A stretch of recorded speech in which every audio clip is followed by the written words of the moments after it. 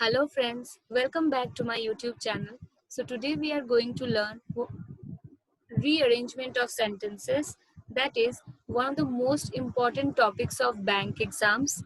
ये आपके staff selection commission मतलब एसएससी सीजीएल सीएचएसएल में भी आते हैं और स्टेट लेवल में भी आते हैं, but in case of bank exams the level is high. Okay, so ये प्री मेंस दोनों टाइप के एग्जाम में ही आता है. So today we are going to learn some tricks through which you will be able to solve rearrangement of sentences in just 2 minutes. जैसा कि इधर देख पा रहे हो 2 मिनट में हमको सॉल्व करना है, तो वही हम सीखने वाले हैं आज. सो क्लास स्टार्ट करने से पहले एक बात आप लोगों से जो बोलना है वो है, don't forget to subscribe my channel. Please subscribe my channel, then start watching the video. Okay, देखना स्टार्ट करो. आप पहले जल्दी से थोड़ा सा सब्सक्राइब कर लो, ठीक है. तो ज्यादा बात ना करते हुए आज का क्लास स्टार्ट करते हैं. So here you all can see that we have 5 sentences A, B, C, D and E. They will ask you to find out the first sentence after rearrangement, the last sentence after rearrangement, the second sentence after rearrangement.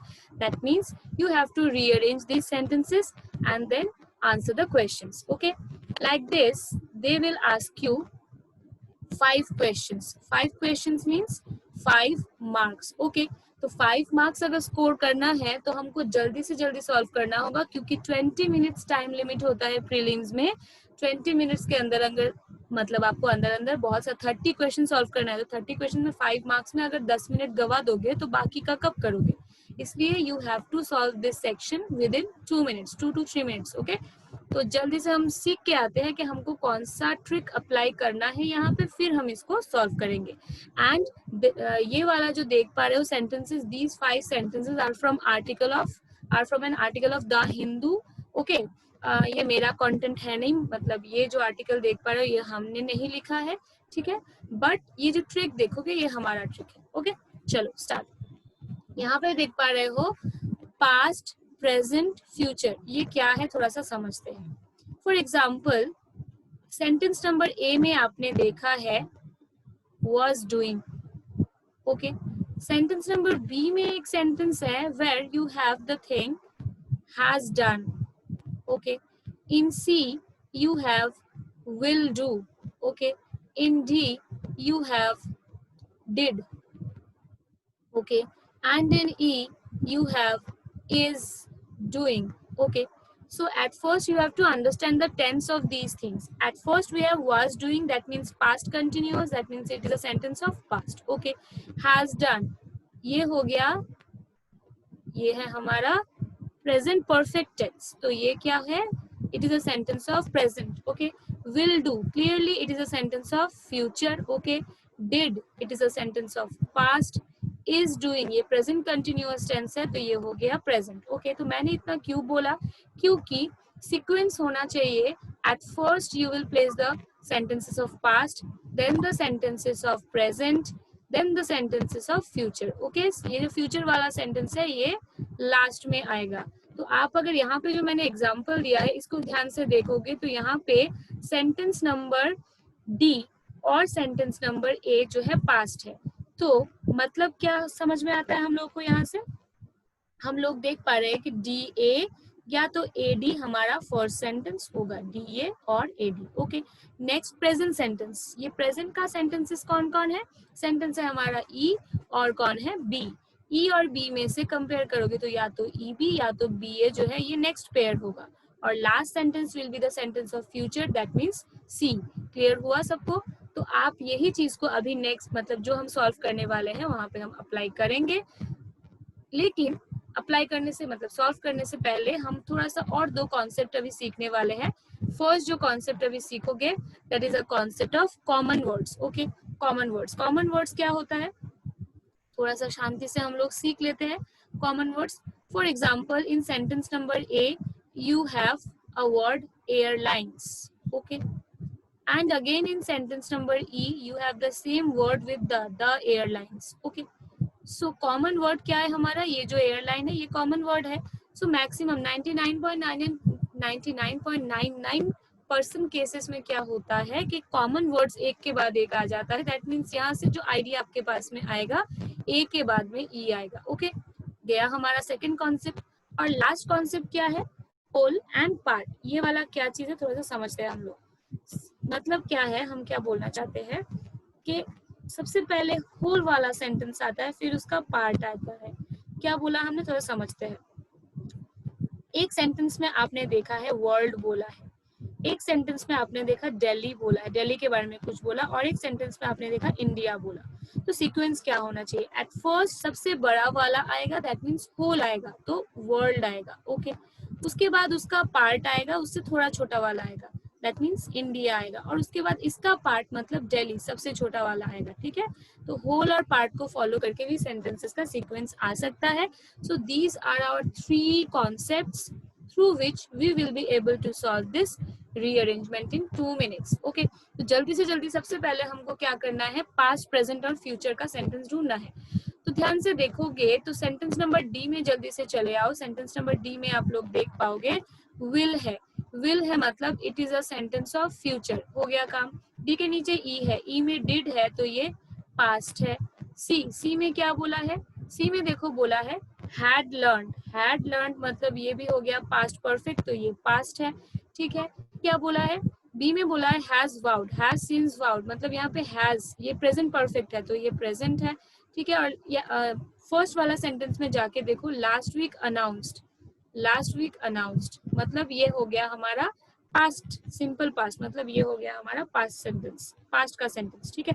तो past present future होता है sequence, future last में आएगा तो D हो गया हमारा last sentence, okay. तो फर्स्ट सेंटेंस में आते हैं। फर्स्ट सेंटेंस में आपके पास है ई है, ए है और सी है। ई ए सी में कंपेयर करोगे तो सी देखो, in C you have a pronoun they and you can never start your passage with they, क्योंकि प्रोनाउन से स्टार्ट नहीं होता है, पहले नाउन आता है फिर उसका प्रोनाउन आता है, तो सी हो गया कैंसिल। ई ए में कंपेयर करोगे तो पार्ट और होल वाला जो है, जो लॉजिक आपने सीखा उसको अप्लाई करो। In E you have world, whole, okay. In A you have America which is a part of world, of the world, that means ये पार्ट बाद में आएगा, होल पहले आएगा, तो हमने प्लेस कर दिया ई को पहले, ओके, होल आ गया पहले। अभी जो ई है, ई में हमने देखा है क्या, एक वर्ड जो कि है ग्रेट रिसेशन, कॉमन वर्ड हमने अभी भी सीखा था, ग्रेट रिसेशन। और सी में जाके देखो ग्रेट डिप्रेशन, कॉमन वर्ड आया ना, कॉमन वर्ड के हेल्प से भी समझ पा रहे हो कि ई के बाद में सी आएगा। और एक चीज देखो, अभी मैंने बोला था ये दे का नाउन चाहिए हमको, नाउन क्या है, वर्ल्ड लीडर्स, प्लूरल नाउन का प्रोनाउन है इधर दे, ओके। ये दोनों लॉजिक जो हमको सिखा रहा है वो है कि after E we should place सी।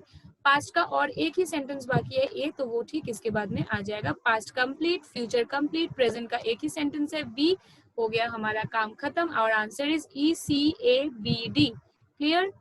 ये हो गया आंसर जो कि आप 2 मिनट में सॉल्व कर पाओगे if you follow this strategy, okay. चलो, यहाँ पे एक रीअरेंजमेंट देख पा रहे हो जो कि पूछा गया था IBPS PO 2018, okay. So here also you have 7 sentences, okay. ये वाले में से भी आपको क्या करना है, you will have to find out the first sentence, second sentence, तो ऐसे करके आपको मतलब एक्चुअल सीक्वेंस लाना है, ठीक है। तो सबसे पहले काम क्या करना है हमको, पास्ट प्रेजेंट फ्यूचर ढूंढना है। तो पास्ट प्रेजेंट फ्यूचर ढूंढोगे तो डी में जल्दी से आओ, डी में देखो विल बोला तो डी हो गया हमारा फ्यूचर, ओके। डी के नीचे ई, ई में क्या बोला है, European agency found did, did मतलब ये हो गया, ई हो गया पास्ट, ओके। इसके ऊपर सी, सी में क्या बोला, अपीयर्स, प्रेजेंट है तो सी हो गया प्रेजेंट, सिंपल प्रेजेंट है ये, तो हो गया प्रेजेंट। बी, बी में क्या बोला है, बी में बोला है ब्रॉट, देखो ब्रॉट तो ये पास्ट का वर्ब है तो ये हो गया पास्ट। ए, ए में बोला है इंडिकेटेड, ए में चलो, ए में देख पाओगे आप लोग कि यहाँ पे बोला है क्या, इंडिकेटेड, इंडिकेटेड पास्ट का वर्ब है तो हो गया पास्ट। एफ, एफ में क्या बोला था, एफ में बोला था इज, यहाँ पे आप इज देख पा रहे हो तो एफ भी क्या है, एफ है ये प्रेजेंट, ठीक है। जी, जी में भी बोला है इज तो ये है प्रेजेंट। तो फ्यूचर एक ही था डी, तो फ्यूचर को सबसे पहले प्लेस कर लिया हमने, ये हो गया हमारा जो है लास्ट सेंटेंस, ठीक है। फर्स्ट सेंटेंस क्या क्या हो सकता है, पास्ट, तो मतलब बी ई या तो ए। बी ई ए में देखोगे तो सबसे पहले ई को कैंसिल करो, दैट मतलब वाई, क्योंकि E starts with but, you can start your passage with but, so but cancel गया। अभी चलते हैं हम लोग बी और ए में कंपेयर करते हैं। बी और ए में कंपेयर करोगे तो ए में देखो द सिग्नल बोल के स्टार्ट किया, दैट मीन्स अगेन क्या आ गया यहाँ पे, स्पेसिफिक वर्ड आ गया पहले, the signal, but we don't know what kind of signal is this, हम लोग जानते नहीं ये कौन सा सिग्नल है। तो पहले सिग्नल को इंट्रोड्यूस करेगा, फिर इधर द सिग्नल बोलेगा, दैट मीन्स ए भी फर्स्ट सेंटेंस नहीं हो सकता, तो क्या बचा हमारे हाथ में, B. So B is our first sentence. B में देखोगे तो बी में सिग्नल वर्ड आता है फर्स्ट टाइम, ठीक है, फर्स्ट सिग्नल। तो ये सिग्नल को फॉलो करके कॉमन वर्ड वाला स्ट्रेटेजी अप्लाई करो, तो सिग्नल के बाद सिग्नल मतलब बी के बाद आएगा ए, क्योंकि ए में सिग्नल था। बाकी बचा कौन हमारे हाथ में, ई। तो ई हो गया पास्ट, तो ये तीनों पास्ट का सेंटेंस हो गया, ये हो गया फ्यूचर। तीन सेंटेंस और बाकी है, सी बाकी है, एफ बाकी है, जी बाकी है, ये हमारा प्रेजेंट का सेंटेंस है। फिर से कॉमन वर्ड, ई में आपने एक सेंटेंस देखा, जो सेंटेंस को देखा है वहां पे आपने ध्यान दिया होगा, तो आपने देखा लैंडिंग, ओके। ई में चले आओ, ई में देख पाओगे लैंडिंग, फिर से लैंडिंग, ओके। तो ई आपने अभी अभी खत्म किया है, ई। अच्छा, ए और ई तो हो गया था, ए में आपने देखा था लैंडिंग, ई में देखा था लैंडिंग, तो ए ई आपने कर लिया है। तो ई में आपने फिर से देखा लैंडिंग, ठीक है। चलो सी में चलते हैं। सी में भी देखो आपके पास एक वर्ड है लैंडिंग, तो कॉमन वर्ड का हेल्प से आप ई के बाद में सी को प्लेस कर दो, गया। एफ और जी बाकी है, एफ और जी में कंपेयर करोगे तो F is an incomplete sentence, last में देखो कॉमा है, एफ के लास्ट में कॉमा है, ये एक इनकम्प्लीट सेंटेंस है, तो इसको कंप्लीट करने के लिए कौन आ सकता है, एफ के बाद क्या जी आ सकता है। ये जो यहाँ पे कि मतलब आप कुछ ऐसे अगर वो बोलो कि unless some way is found to maneuver the lander into a better position, it is getting only a fraction of the sunlight, तो मैच नहीं हो रहा, तो F के बाद में G नहीं आएगा इसको कंप्लीट करने। लेकिन अगर D को पढ़ोगे तो सेंस आएगा कि a better position खत्म करने के बाद में it will not be able to continue functioning for long, क्योंकि यहाँ पे unless बोल के कुछ आपको कंडीशन दिया, तो कंडीशन बेस्ड सेंटेंस यहाँ पे D है, ठीक है। तो F जो है वो D का पेयर है, तो F चला गया लास्ट में, बाकी बचा कौन, G। तो G को इधर प्लेस करो। So our answer is BAECGFD। ये हो गया पूरा का पूरा सीक्वेंस। IBPS PO 2018 में आया था, जहाँ पे बहुत सारा स्टूडेंट 100% श्योर है हम कि छोड़ के आया था इसको, क्योंकि सोचा इतना बड़ा बड़ा सेंटेंस है कैसे सॉल्व करे, और जो लोग करके भी आए थे उनका बहुत सारा रॉन्ग भी हुआ है। लेकिन अगर आप ये स्ट्रैटेजी को फॉलो करके सॉल्व करोगे तो मैक्सिमम केस में राइट आंसर आएगा ही आएगा, ये हमारा प्रॉमिस है आपसे, ठीक है। तो कुछ अगर सीखे हो आप यहाँ से, और अगर कुछ भी हेल्प किया है इस वीडियो ने आपको, तो please like and share this video and don't forget to subscribe my channel. And और एक इम्पॉर्टेंट सा बात क्या है कि don't forget to like my FB page also, क्योंकि एफबी पेज के through you can contact me, okay. FB page के थ्रू मैसेज करके आप अपना डाउट्स जो है वो हमसे पूछ सकते हो, हम डायरेक्टली आपका डाउट्स क्लियर कर देंगे। और आपको इसी टॉपिक के ऊपर और भी वीडियोस चाहिए, या तो कोई इंपॉर्टेंट टॉपिक के ऊपर, नया टॉपिक के ऊपर कुछ भी वीडियो चाहिए, तो वो टॉपिक आप कमेंट बॉक्स के थ्रू हमको बोल सकते हो, ठीक है। और ये फेसबुक पेज का लिंक जो है मैं अपने डिस्क्रिप्शन बॉक्स में दे दूंगी। तो फिर से बोल रहा है, please like and share this video, ठीक है। अच्छा लगा है तो शेयर करो, और please please please subscribe my channel. तो आज के लिए हम ये जो क्लास है इसको यहाँ पे ही खत्म करते हैं। Hope you all have enjoyed this class, okay. तो आज के लिए यहाँ तक ही रखते हैं। Thanks to all, bye bye, stay safe.